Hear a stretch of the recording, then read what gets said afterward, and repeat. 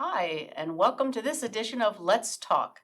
This is the show that introduces you to many of the interesting people who live in your very own neighborhood. Today, I have as my guest the famous, or infamous, as the case may be, Hugh King, our town historian, and the person with the best memory I've ever known, and that's the truth. Hugh grew up in Amagansett, and I'm looking forward to talking about what Amagansett was like during his early years. He spent his career teaching at the Spring School and was a well-known figure in local theater productions, which is where I first met him in 1968 on the stage at Guildhall, John Drew Theater. Hugh has been as busy in his retirement as anyone I know, and he continues to work in education as he gives tours for the East Hampton Historical Society, and he entertains the East Hampton Board and the East Hampton Village Board and all their watchers on LTV before each of their meetings, talking about interesting historical facts about East Hampton. Because we all know if we don't learn from our history, we are bound to repeat it, right, Hugh? And aren't we? Yes. Okay, so as I say on every show, I ask my guests to bring photos and talk about the different things that these photos show. And this is a wonderful photo of some ancestors, I would assume. Tell me about this. Yeah, this is part of my history that a lot of people don't know. That's my grandfather, who was from Italy, and my grandmother, who was from Ireland. And they met, and that's their marriage photo. But the important part about that is that my grandfather, being Italian, somehow knew the DeSuno family, which was in Amagansett. So he brings my mother and my grandmother out here, and they're down at Napig. And eventually, Grace DeSuno, who became Grace Finch, introduced my mother to my father. And that's how they met out here, because of my grandfather's Italian heritage. So how did they get out here? Why were they both here? I don't know why'd they come out to Amagansett. Right, why were they in Amagansett? The only reason I would know that they came out to Amagansett is my grandfather must have known relatives of the DeSunos in the city. Okay. Here's a breaking news. I was born in Brooklyn. Okay, I was not born here. Okay, but we only lived there, thank heaven, for 6 years. And my father, who was on the railroad, kept getting furloughed. He was a fireman when the firemen shoveled coal into the engine. He kept getting furloughed, so he moved back to Amagansett, where he grew up, of course, and started a plumbing business in 1947. Okay. So I got saved because of the railroad. So your father grew up in Amagansett? Yes. And what about your mother? My mother grew up in Brooklyn, and the only reason that they met is they just happened to be out here, I think, and through the DeSuno family, and then Grace DeSuno, Grace Finch, introduced my parents to each other. And then they got married and moved to Brooklyn. That's where I was born. My sister Alice was born there, too. And this is your parents? Yes. Now, that's when my father was running for office. He ran for a councilman and then supervisor. That picture is important, though, because my mother went to high school in the city and took Latin, and she could have gone to college in the city college because they were free. She needed $25 for the books. No $25 for the books, okay? My father, who had to quit school to work, his family, they had 9 people in the family in Amagansett. So he had to quit school to go to work. And both my parents made sure that their children got a college education. And it was so important in our house, doing your homework. I had to stop even playing sports until my grades came in, okay?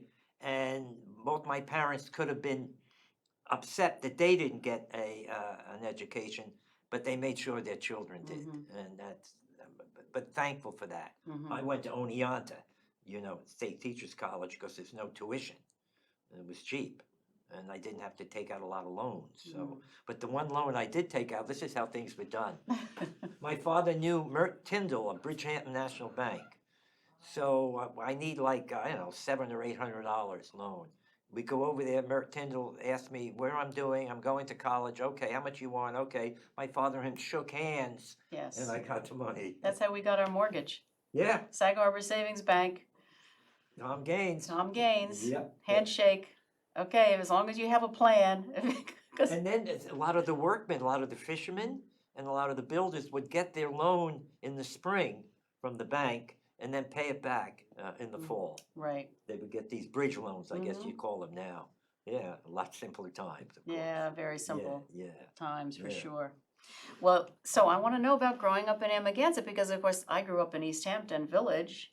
Yeah. So I'm sure you had a very different experience than I did. This is a picture of your Little League team, That right? Little League team won the championship. Did they? First year that Amagansett had a Little League team.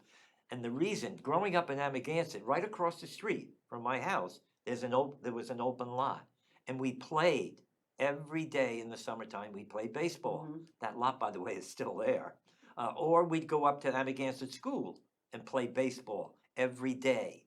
The reason I think our team was so good is we played every day Mhm. without parents, without an umpire, Mhm. and without uniforms. Right. So I could get up 50 times a day Mm. to hit the ball. Right. What practice you would get. And that team, some of the people in that team are still around. Tell me who they are. Okay, well, the guy in the center, the two coaches of Ted Miller Okay. and my father got cut off. Okay, so I'm he's all the way over- on the right. He's over here. He's over here, Okay. Ted Miller. Sandy Gosman, he's passed away. I think Eddie Loper passed away. Mark Ryan, I believe, is in Florida. Johnny Cantwell passed away. I'm still here. Right down the front, Donald Nielsen, I think he's still alive. John DeSuno is. Uh-huh. There's Tommy Scott, the police chief. Sure. Mitch Fulcher's still alive, and so's Barry Bistrian. Aw. Yeah. You're all cute. Yeah, well, everybody was cute.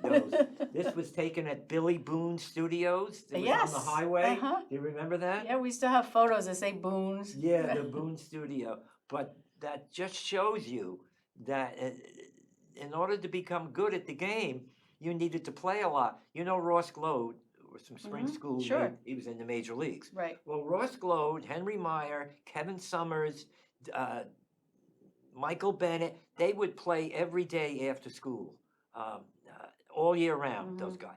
And they were good. And one of the reasons they were is they played all the time without uniforms, without Right. parents. And you know, when you had an argument during the game, you would argue it and they say, okay, you get this one, I'll get the The next, next one. one. That's how we Well, the raised big them. difference also was there weren't other sports competing with baseball. Baseball was it, pretty much. Football and baseball, right? Well, there was basketball too. But not today where they have lacrosse and soccer Oh, no, and, no. you know, But you know, we also didn't have television. Or if we Right. had television, get out of the house. You're not sitting Right. here Saturday morning Right. watching cartoons, which we would have done. Doesn't make my generation any better. Right. It's just we weren't allowed to do it. Exactly. Yeah. Otherwise, we would have sat there and watched Yeah. all that nonsense. And my father didn't even like it if I was in the house reading books. Oh gosh, really? Get outside. Get out. You know? Get the stink Fresh blown air. off you. That's what my father would say. Yeah. Okay, now this is Amagansett School? That's the Amagansett Grade School graduating class of 1955. How many, there were a lot of kids. How many kids in this class? 15 maybe, 15 or 16. You know, I was talking about this the other day. You know, Amagansett Grade School went up to 8th grade. Mhm. Well, when did they stop taking the junior high kids and send them to East Hampton? I don't know. I don't know either. Somebody 'Cause- asked me that question. Yeah, when I and was in did- school, they were still in Amagansett. Yes, they still there? Mhm. Well, now, the man in the middle, of course, is Harrison Snyder. Ah, yes. Yeah, longtime principal, a nice man. Mhm. So, ready for this? We're doing a minstrel show in Amagansett. And I think it was with cork on our faces. So I'm in the show, but Johnny Cantwell, where is he? I don't know where he is. Is this you? No, where am Where I? are you? I don't know now. I have to put Let my me see. glasses on to see. Johnny Cantwell is right in front of Harrison Snyder. I'm right to the left of Harrison. That's me, to the left. That's Johnny Cantwell. Okay, and that's you. No, No, to the left. left of Oh, Harrison. him. There I you am. are. Oh, yeah. Yeah, we are. Okay. So we're doing a minstrel show. Okay. Oh, God. So Johnny Cantwell was the interlocutor, you know. Well, he had all the best lines. He was getting all the funny jokes. So I'm sitting there going, wow. So I said, I'm quitting. So I'm in the math class. knock on the door. Mr. Snyder's there. May I see Hugh King, please? And out I go.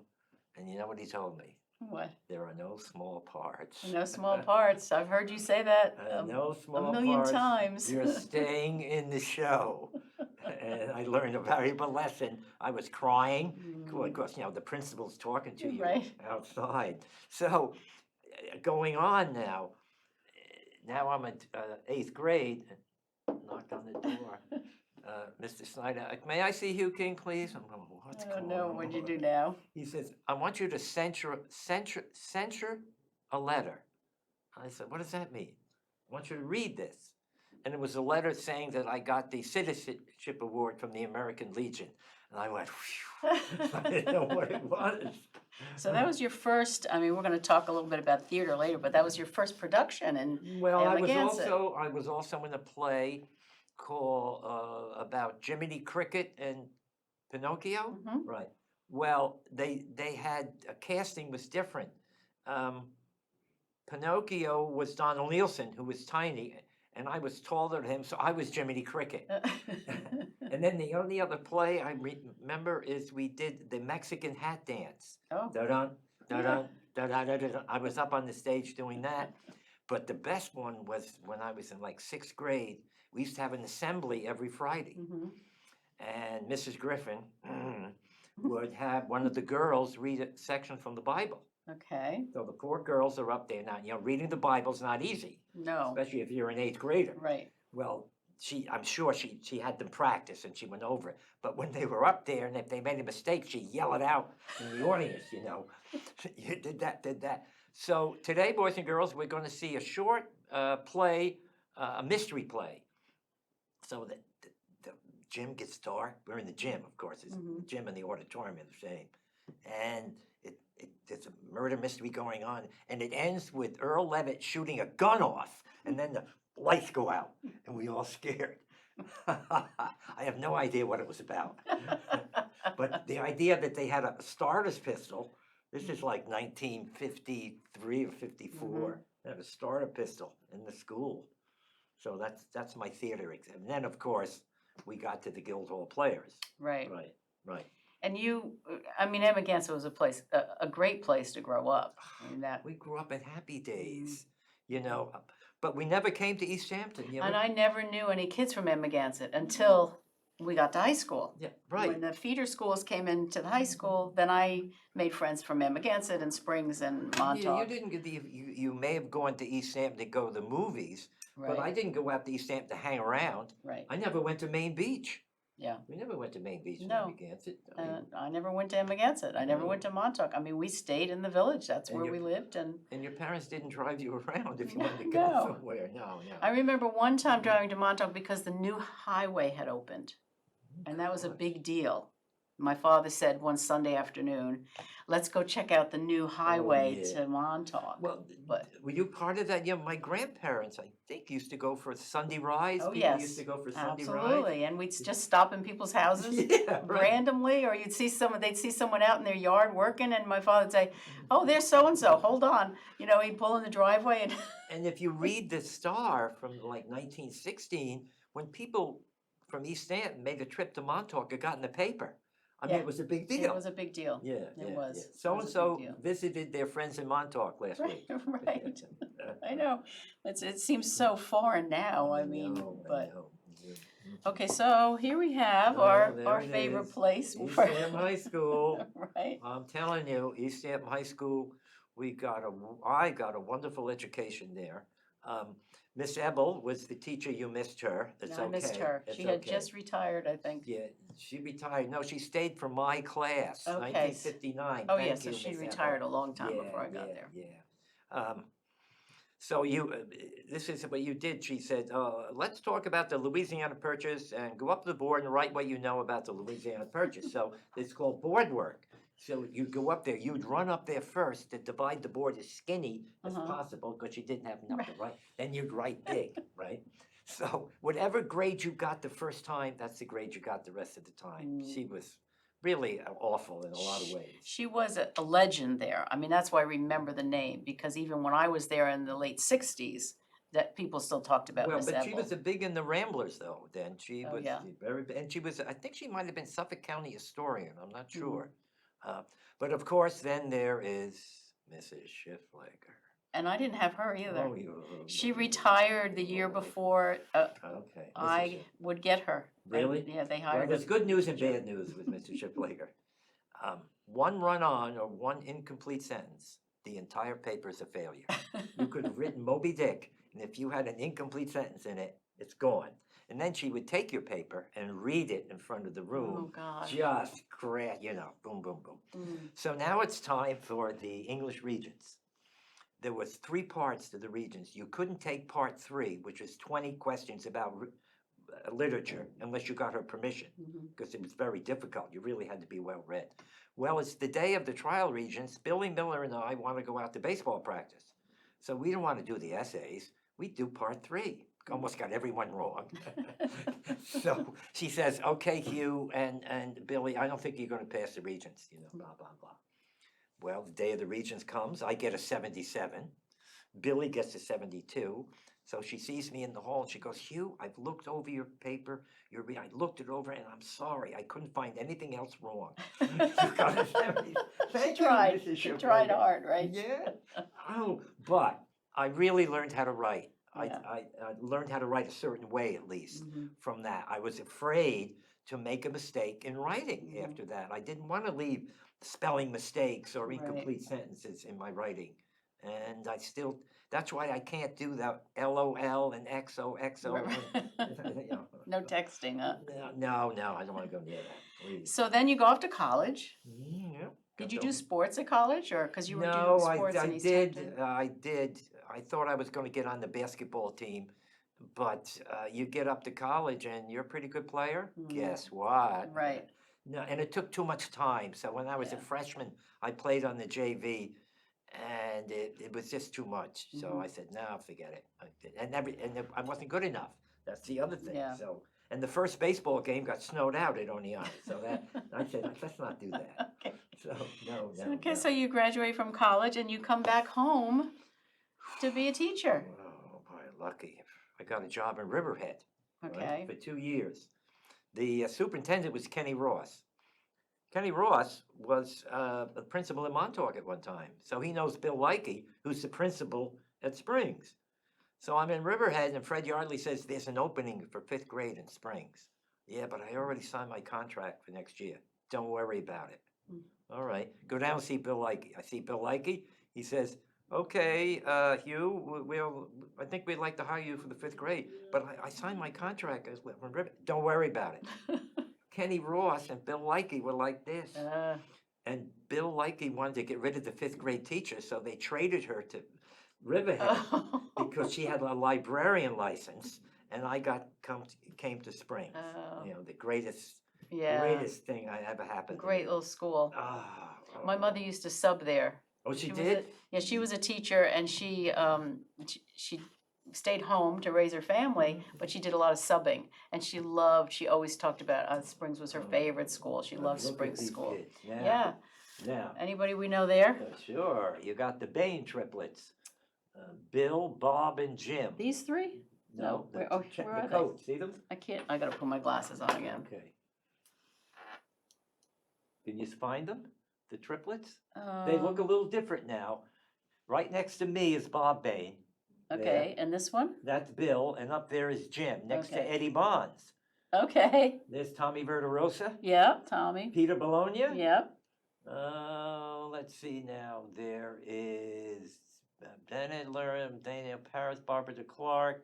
I don't know if you know any of these other people who are still here. Cerise going. Karen Verderosa, Karen McKee. That's her. That's her. She was in my class. Yep. So this was the first class at Spring School.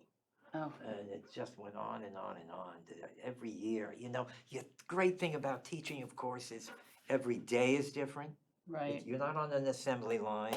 Every year is different. You get to start over again every year. Yeah. The thing about teaching, though, I'm glad I stayed here, is I see some of my former pupils. Right. Because you don't know, if you're a painter, I'll paint this whole thing, and I know how much I've done. But when you're teaching, you really don't see the Right, results right. until much later. Right. Um, So and that s- must be nice to be able to run into your former students yes, and and some of see them what still they've owe me done. homework, so it's, Yeah. and I remind them of that.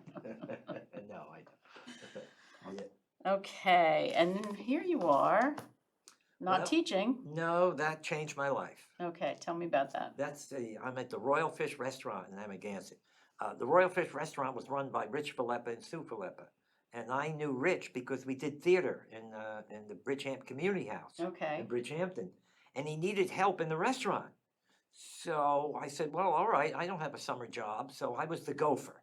You know, I went to Stewart's and picked the fish up, took the laundry to Sag Harbor, go to Gristides to do shopping. And Sue hired all the waitresses. And most of them were 22 years old. And I'm 37. Forget it. Okay. But they did hire a 35-year-old woman named Loretta Sperendi.